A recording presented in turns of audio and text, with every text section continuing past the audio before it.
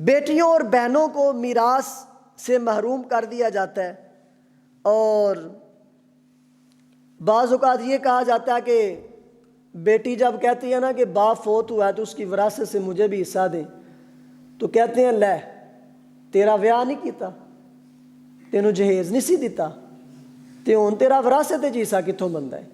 یہ بھائی، سگے بھائی کہہ رہے ہوتے ہیں تمہاری شادی کی تھی، اس پہ اتنے لاکھ روپے خرچہ آیا تھا، تمہیں جہیز دیا تھا، لہٰذا اب تمہیں وراثت نہیں ملے گی۔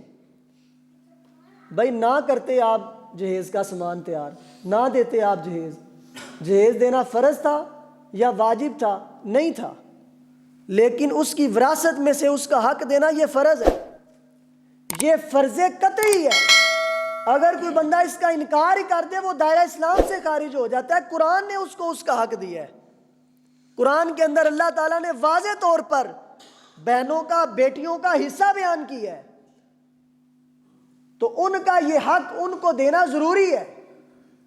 آپ یہ کہہ کر جان نہیں چھڑا سکتے کہ تمہاری شادی کی تھی، تمہیں جہیز دیا تھا، اتنے لاکھ روپے تمہاری شادی پہ خرچہ کیا تھا، لہٰذا تمہیں وراثت کا حق نہیں ہے۔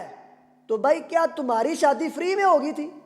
اگر بیٹی کی شادی پر خرچہ ہوا تھا تو بیٹے کی شادی فری میں ہوئی تھی؟ بیٹے کی شادی پر کوئی خرچہ نہیں ہوا تھا، ہو سکتا ہے بیٹے کی شادی پر بیٹی سے زیادہ خرچہ ہوا ہو۔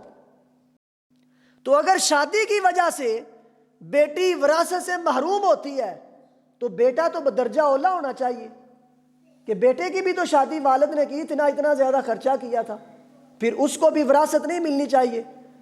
تو بہنوں اور بیٹیوں کا حق شادی کی وجہ سے روک لینا کہ تمہاری شادی کی تھی لہذا تمہیں حق نہیں ملے گا، یہ ناجائز اور کبیرہ گناہ ہے، اور وہی مال ناحق کھانے والی بات ہے جس کی وعید آپ پیچھے سن چکے ہیں۔